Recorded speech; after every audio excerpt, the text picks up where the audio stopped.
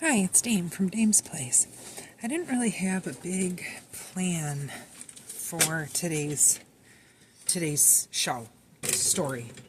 I've been talking a lot about other things like the Attica prison and stuff like that. But today I'm going to talk about some research I was doing this morning. Now, I knew my family. A lot of people probably went through this and found their family members as you researched your family history that you didn't know about. I knew about a lot of them, and back in the old days when my grandfather did our family research, you had to pay a lot of money for that. You had to go to those places where your records were. We went to Maine. We went to he went on other trips. I didn't go to Maine. He went to Maine. He went to the Carolinas. He went to Vermont. He went to Vermont. Anyway, you had to travel for those things.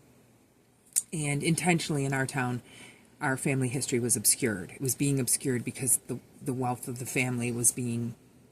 It was just never really paid what they did. And it was always to, like, get everything back. Like, in anybody, like... You could say that with natives. You can say that with every person in this country, basically, has lost something at this point. So... I was reading today, and my grandfather... Oh, look, here comes Kitty. Hi, sis. Hi, girl. How are you? How are you? Do you want to come up here? I'll see if I put her up here, how she does. Hey, sis, come here. Do you want to come up here? Come up here. Show everybody your face. Say hi. Sure, yeah, say hi. So, this grandfather, my grandfather's, Horatio. We'll go up to him first. We'll start with him. Now, he was Horatio. Oh, shoot, it might be. Bjorn. Bjorn. Okay. So, anyway, my grandfather, Horatio Spafford, he lived in the 1800s.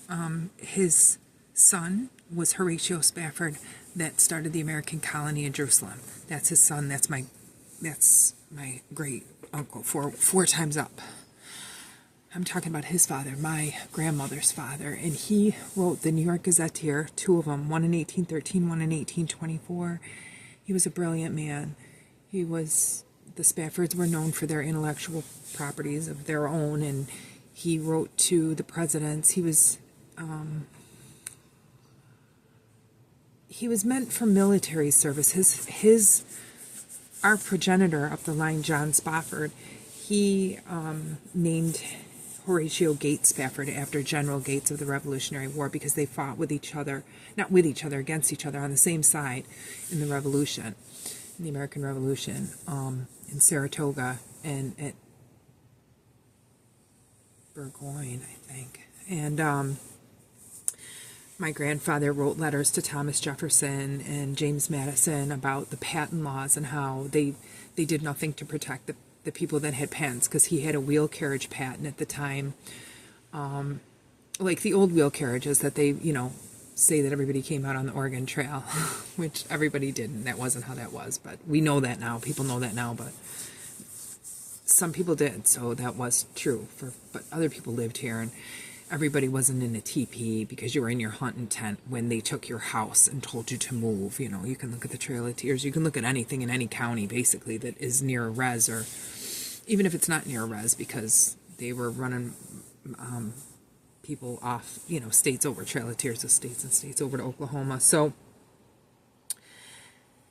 the Spaffords married into my father's side, the Cahoons, and they were from Block Island. The progenitor of that family came out of Dumbarton, Loch Lomond in Scotland, and his brother ran the castle and basically ran him off, the secondary brother, and he came as an indentured servant after he lived through what happened at Dunbarton. I feel like I mentioned that earlier today. Okay, so they came from harsh backgrounds. The killing of that grandpa, William Cahoon, I think he was about 47. The life that he had, he started Block Island. He ended up moving inland to Swansea, I think, and he did ironworks there at the brick house, the brick factory. His name's in the wall and a stone, and you know, and you should also, or you could, not should, look at the artist Ralph Cahoon, Cahoon. He's from there, same family, and he does art, old Americana art, like the arts and crafts movement, all the way up until the Kennedys, which got him a lot of fame, I think, from the Camelot connection there with them, painting. But he was a mason and did like a lot of paintings that depict air balloons, the United States Navy, picking up mermaids, all over. So even if you're in another country and you look up Ralph Cahoon, you'll find art with perhaps, you know, they could be native of any, you know, there's Filipino mermaids. There's mermaids that look like they're from Ireland. Like the places that he paints are those places, though sometimes they're obscured a little bit. You can see he'll fly the flags on the big air balloons and stuff. Look at when you're looking at art, always look at the, you know, the signs around it, because it's the symbolism that the artist is trying to give you, to tell you the story that they're not allowed to say.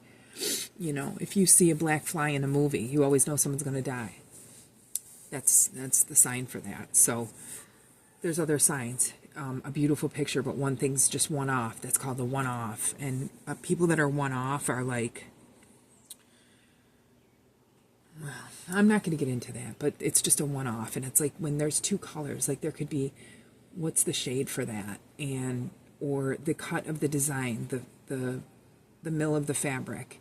And it's just like, if it's not right, it's just like a one-off, and it just doesn't matter. It might as well be a million miles off sometimes. But anyway, I'm digressing. Okay, so from Vermont, the Cahoons come down, and they're known. I just put a post up on Instagram that you could like screenshot, slow it up a little bit, as being farmers. And as I grew up and my grandfather did the charity work, that was my last name at one time. It's always my last name. And I just have another last name. They were canal farmers. It said famous canal farmers. And I've said this world was a water world. I grew up in Florida too, and the Florida canals are a lot easier. Like they use them a little bit more, like quite a bit more than where I'm from in Western New York. Is nowhere near New York City. It's between Rochester and Buffalo, and I lived in Rochester, Batavia, Attica, those three places around there, in Bethany. In my life of places in New York I lived. I never lived in Buffalo or out that way. But anyway, I know I know the area because my grandfather was a rally car racer. I put a thing up about my dad's pigeons.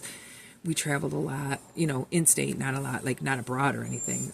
Just, you know, we camped and fished and hunted. And my grandfather took me on driving trips all over because he traveled the road. He was a photographer. He was an ad man in Buffalo. He was a writer. His mother was a writer. She wrote for 2 different Catholic magazines. She had like 2 columns every month, monthly columns in both. And a poem. She wrote a poem. She also wrote books. She wrote a hymn that's got a copyright on it.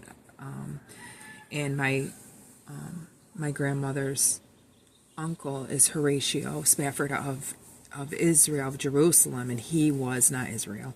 He was he wrote It Is Well With My Soul because his family died. His wife lived, but his kids died in the Villa de Havre.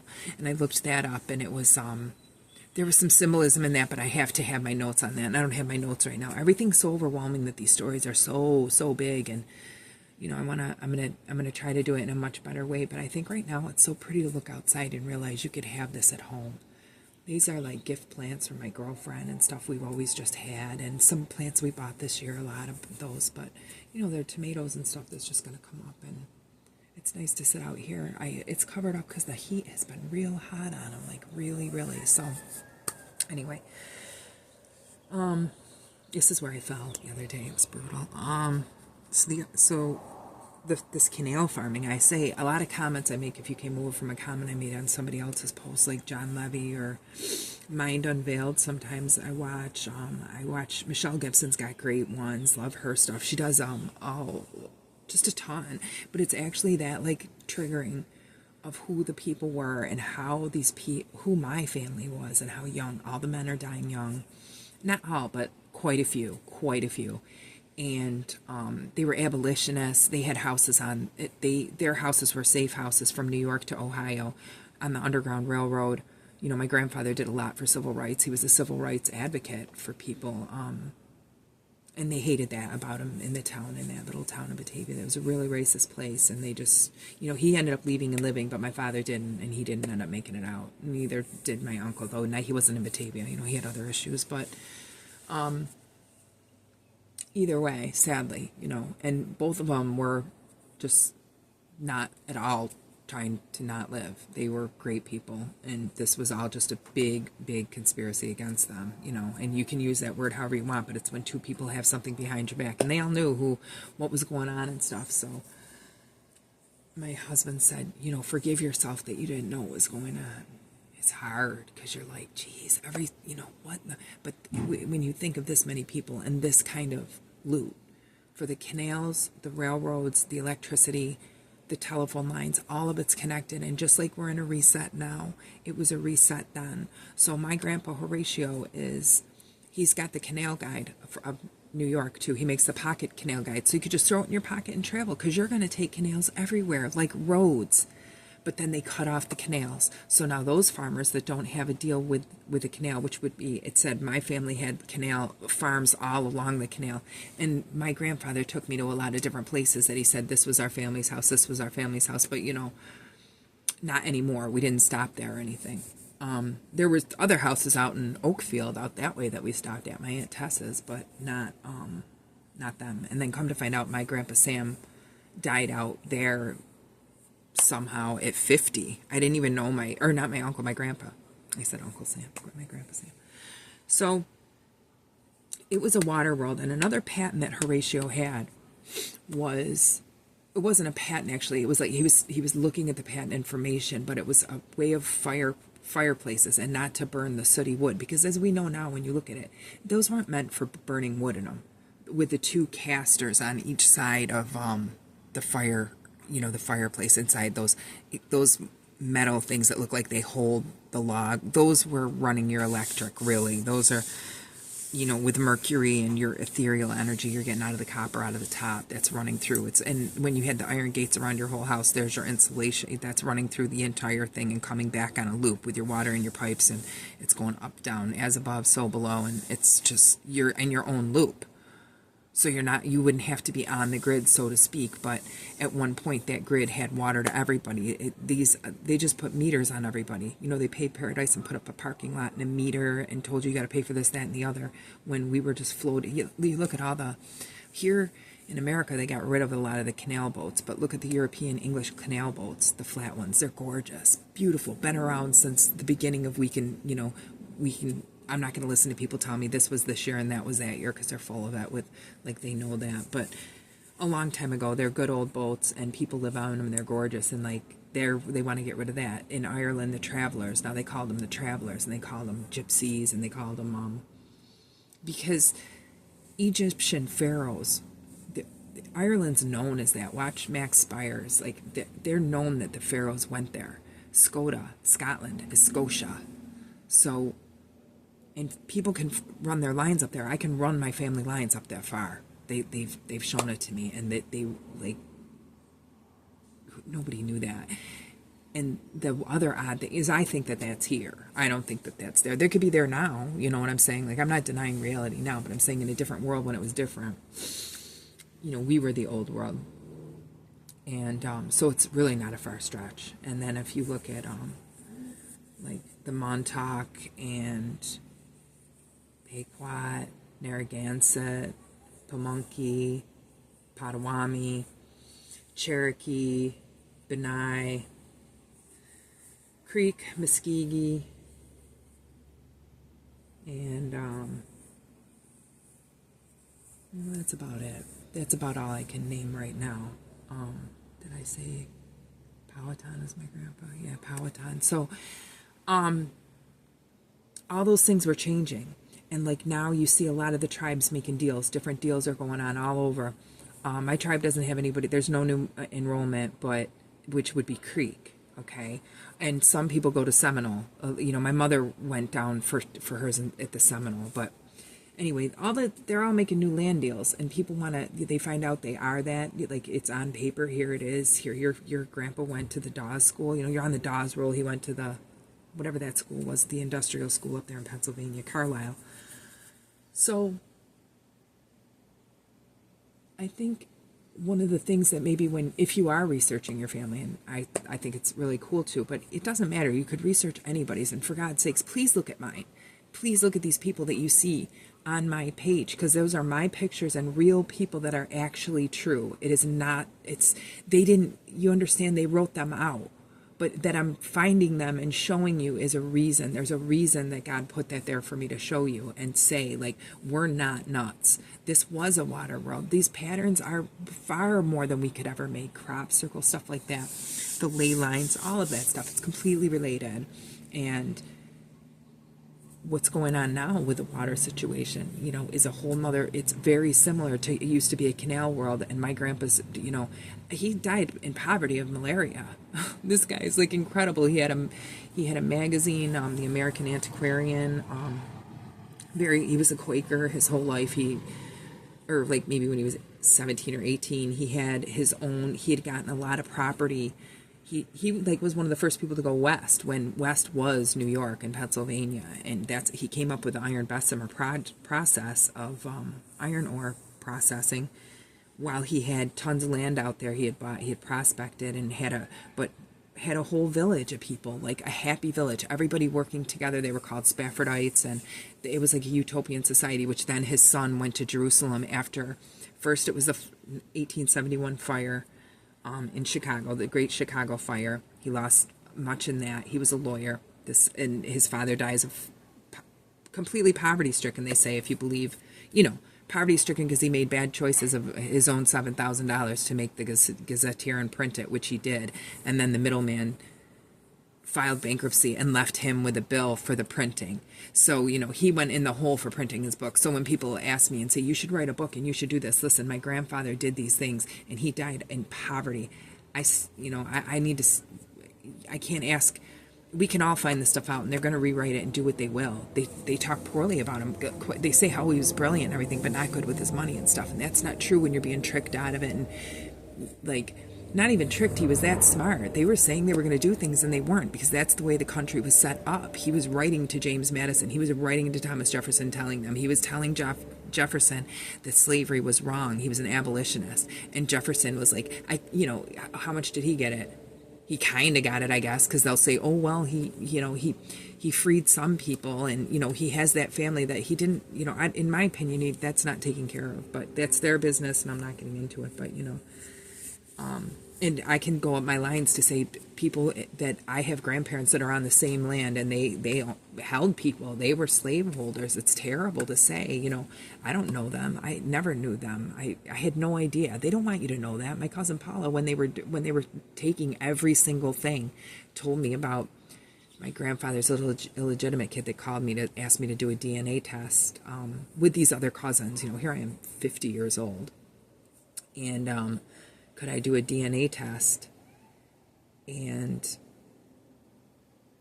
I don't know why I thought of that. Like, it was just ridiculous. Why would I think to do that? But my being that much closer to that, that grandfather would have put them further out. And my sister wouldn't have been in it because she's not a cahoon. I can't think of his name, her father's name, Steve. It's my stepmother's first husband. But anyway, so this is all like, I'm finding all this out after they lost my Uncle Tom's body. I start looking at all this and it's so interesting. Like, for that, I'm like, what more could you ask to be made to feel so horrible and think that, like, why did all these things go? No, now it shows itself, and everybody will be like that. The truth comes out, and you're like, yeah, they were all in it together. everything came out of, like, a lot of things came out of her friends. You know, she had friends that were cousins that were of a certain nationality that, you know, didn't care for the nationality of my father's family and stuff, and just like whatever. They just wanted it all. And apparently, you know, tricking me was like necessary for that, I guess. But what a blessing to find out. Like, blessing.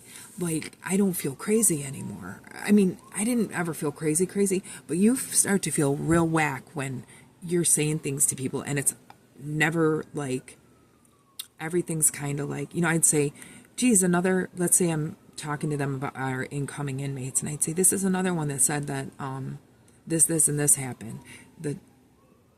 You know, the situational part of the crime, you know, it just looked too set up, and it was too, and they would say, oh, that, you know, it's a reach. Well, now they would never say, you know, I look around and I'm like, that when you speak to other people, they would never say that, but they're telling you that.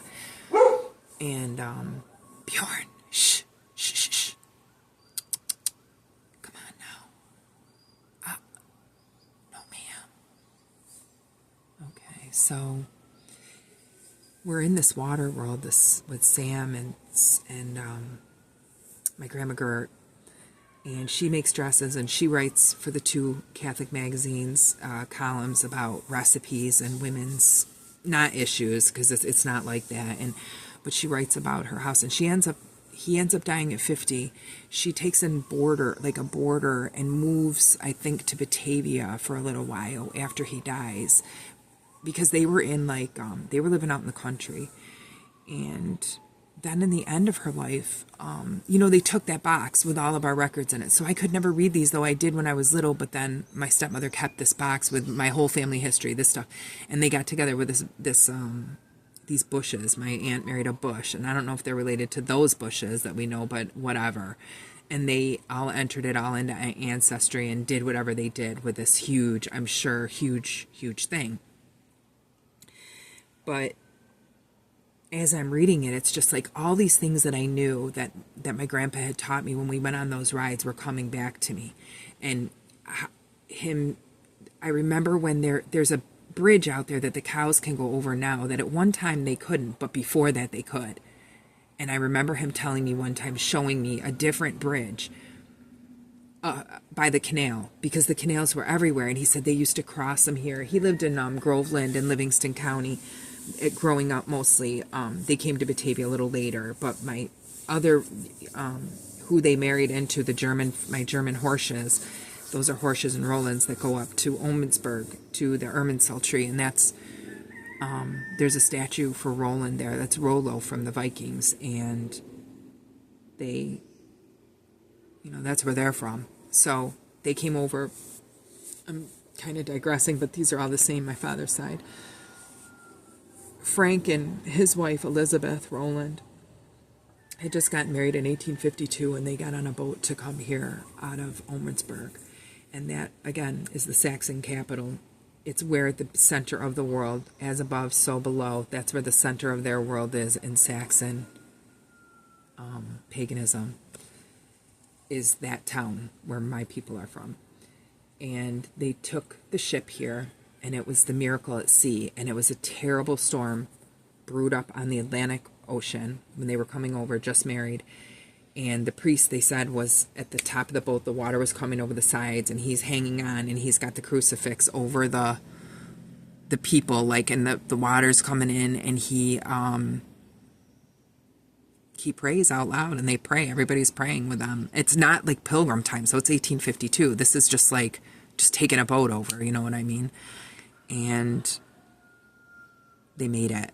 And when they got to the land, the priest stopped my grandparents and gave them that crucifix and said, let this protect you as it protected us in your journey in America. And they kept it forever, and that's of record. So, you know, about that, I think that there were good priests. I don't think that every priest was bad. You know, I think that innately people coming out of workhouses and stuff, when a church offers to help someone, this still goes on today. And especially young boys, military can offer that type of familiarity, as well as gangs, and that's why boys go to gangs, for familiarity and for safety when there's not men there to protect them. So I feel like there's certain forces that have been on deck here on this realm forever, as long as we can go back. I watch a lot of other people too, like Gary Wayne and stuff, and I've got some bad lines that I just pray on all the time. But I didn't see it. Do you know what I mean? I'm looking at that through a computer, through my phone, and say, this happened, and then I look it up, and this happened, and this happened. Now, I got to tell you that they weren't the people I knew and saw. And if you look at the Cahoons that I'm from, now there's a bad one that's very famous from down south, John C. Calhoun, and he was, the opposite side of the fence. He was a Confederate, and he believed in that wholeheartedly. A horrible, horrible person. And I think that's my opinion. That's my opinion, because I really don't. Sometimes people think because it was done to them and they had indentured servants and like people were treated in this kind of way that maybe that's how life is. When you read a lot of those books from back then, especially Zionist, and I'm not saying that's what he was or not, and the word Zionist, what it meant in 1800 to what it means today, I don't know. But I do know about Frankists, and I know that one married into my family and took my family name, Cahoon, because in Rochester that's a big name, and that guy works at U of R, and he wants to be, big man on campus. And his wife, who goes by that name, she also isn't. She isn't either. She's a communale, and they went by Lorraine, and then they just slid in as Cahoons, but they're not. And that's to obscure who they are. That's completely to obscure their identity. That guy has nothing to do with my family. He didn't never meet any Cahoons but me. My father and uncle were already gone, but he was the slickest guy in the world. Everything was a funny joke. He's supposed to be, he's on all kinds of YouTube. He's on Joe Rogan and all kinds of places this guy is. And he asked me he asked Sean what an arborist was at Thanksgiving dinner. What's an arborist? Well, actually, it's a guy that grows that that we don't talk about growing when we had like 3 or 4 80-year-olds at the dinner table, at Thanksgiving. We're not really going to talk about his grow in California, that he was just like not a cool guy at all. I mean, and then come to find out, like, absolutely, the worst. But at the time, I didn't know. I'm just, meeting him. Look who I married, blah, blah, blah. So, I brought ramakis, and that's chicken wrapped in bacon, little like nuggets, and then you soak them in Worcestershire sauce and horseradish, and put a teaspoon of sugar in that, and chop up some leeks, or you could use like green onions, chop them up and put them in a little bite-sized pieces, right? Soak them overnight, wrap them with bacon the next day, and then put them on the grill. Oh, they are delicious. You cook them on skewers. So I brought those, and she said, this whole big pan to its big 4th of July party. They live on Lake Ontario in a big, like, nice fancy house. And my husband and I went, and I brought like ceviche, a big pot of ceviche, and then the ramakis. And my cousin, she's like a wicked witch on the show, like on the show. She plays like the gong bowls on her videos on her channel. It's hysterical. This woman couldn't look more like she rides a broom to the store every day. And I mean, literally, she would bring a microphone out of her purse. She's like, no, I've got it. At Christmas, right? They go, oh, let's put on some Christmas music or something. I'm like, oh my God, no, because she's like the one that tells you about her off-Broadway time. That was when I was an off-Broadway actress, and she's got a lot of, like, she was real far off. It was more than a couple blocks, let me tell you that. She says, I'd like to do some scatting, and pulls she had a little mini like beatbox thing that she plugged in by the Christmas tree, and it was like a home karaoke. Pulls the microphone out of her purse and goes, skibbity-dibbity-doo-bop, ba-dizzy-da-dizzy-da. I'm not kidding you, kicking her leg straight up over her head. She does yoga, so she's like bendy. Unreal, like a cat on a haunted roof for Christmas dinner with skibbity-dibbity-doo-bop. These people are whack. It's just unreal. I mean, and I'm going to Attica prison on Monday morning. They're like, how was your weekend at your cousin's? Like, you've surreal, man, like a Dolly painting, but then that falls on deaf ears with those ding-dongs, because they're just like, did you get the donuts? Idiots. just surrounded by idiots. What could you do? You just look around like, when does this child graduate and will we be able to live to get out of here? That was kind of how it was. But come to find out back, 4 generations back, they were going through all the same things. And everybody was like, would say, oh my God, her family is so rich. They're so rich and everything. It's like, no, we weren't. We had nice things that were left over, but they were the things left after the fire.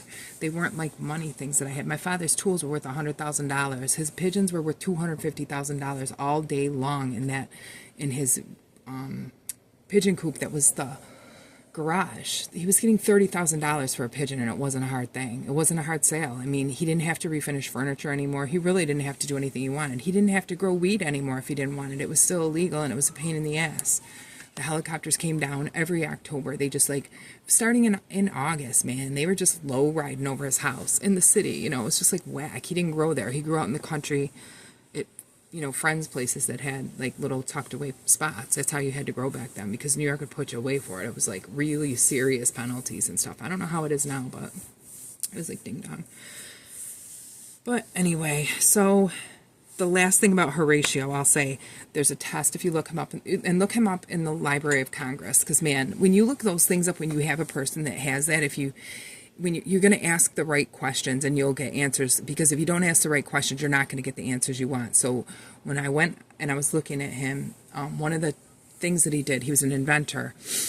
He was talking about how back then you could put a mouse in a dark room, totally dark, and a cat could find him, right? And you'd say, well, the cat has night vision, but what the cat has is they can still see auras. When sometimes people think that's woo-woo, I can see your aura. I could see blue around you. I could see red, or I could see yellow. A lot of the things in the air obscure that now. We have, it's our world is built around obscuring those extra abilities that people have, their capabilities, their third senses. I can read ahead. I can see back, I can remote view. There's a lot I can do, especially if I put my mind to it, but not like I used to when I was little. I can't do it like that, like when I was a little kid, but I can still do it. And so can so many people. And it's not a gift, really. It's not. I guess it kept me alive, but I think that was the prayer. I don't think, but you do have those abilities. And so I want you to, if you feel it, definitely go with it. You know what I mean? Go with whatever you're feeling, your gut instinct and stuff. But his whole scientific paper was on, seeing the color of the auras and how we can detect what's wrong with people based on how their aura was, sicknesses and illnesses, not what's wrong with you spiritually because of A, B, or C only, as well as other things, So bad. Hang on a second. I gotta do this wrong thing.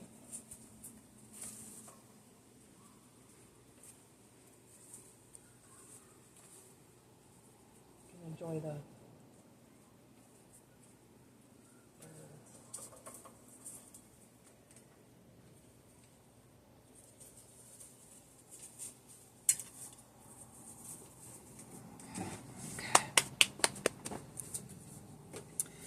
okay, so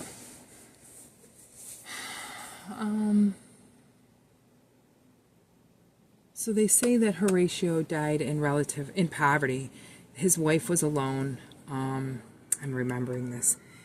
He died, I think he was 47. He had lived that whole life creating all those things, all those books, magazines, the Gazetteer, the Pocket Canal Guide, the Iron Bessemer. He had a Spaffordite village, kind of like Quakerism, there was a lot of places like that. If you look at Oneida Silver, Oneida China, Oneida was a place like that, where a guy went there and started a village, and everybody worked in the village. I don't think they had children in that village. I think that was the thing. Everybody was supposed to stay celibate. If you look at the history of Oneida China and Silver in New York, that'll come up. It was similar to that. He just believed in up with the sun, down to bed, and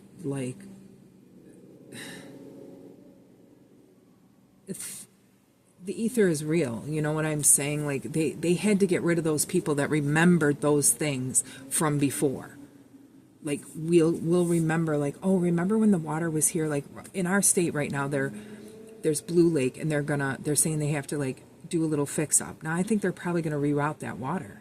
I don't know, but they're rerouting water everywhere, and I think like a zilch, like a grid, with the centers that are coming in places and drying out places. And Colorado River looks like it's in bad shape.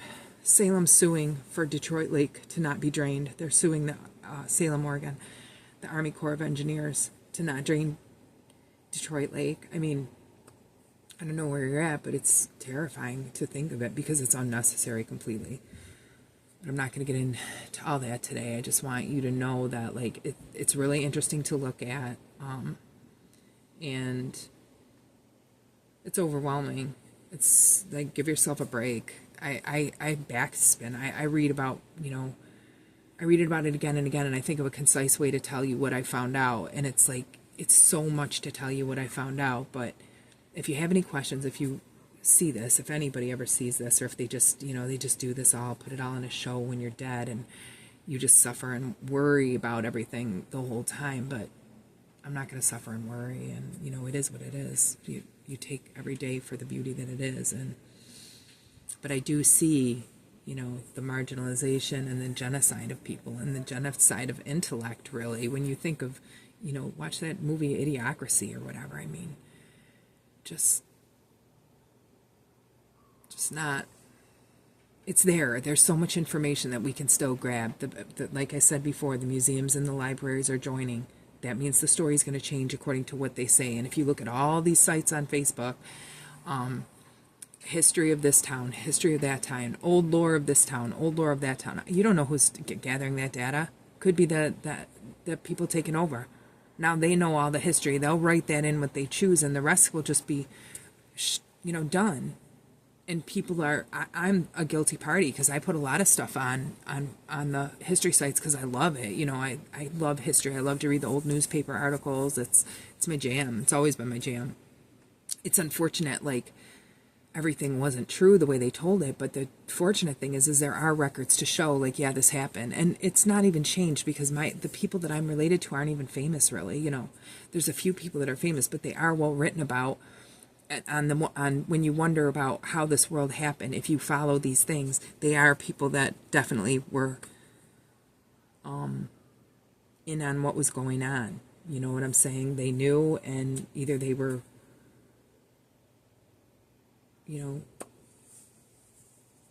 maybe it was too much to know, so they burned out quick. But I don't think that's the case. I think that everybody had the knowledge that they want to obscure. So unfortunately, I'm not that smart. I just, I'm not near as dense as I thought I was at one time. Or at least I have the propensity that I could smarten up if I read more, faster, harder. That's what I've been trying to do to catch up, because it's such a lot to learn, and for everybody's like that. If it's your tribe that you learn you're a part of, if it's your,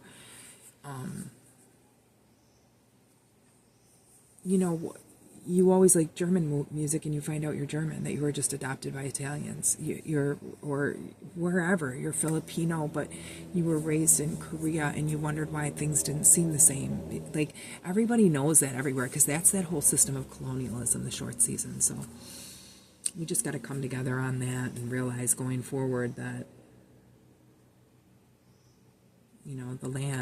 the land is everything that matters, our land and water, and we got to keep it straight and right. And the rush to tear down buildings and stuff is a mistake.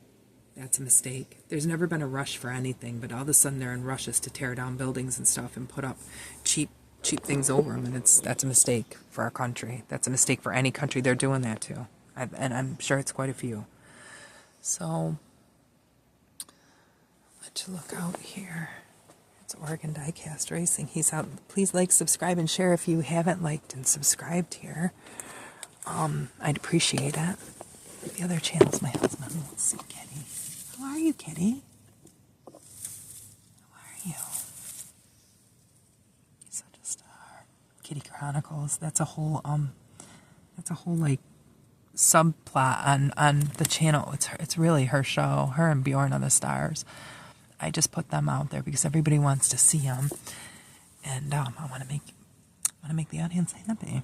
Oh, she can't get by yet. She's like, what is this? Come on. Oh, she's going to knock it over. Have a good night. Have a good one. Peace.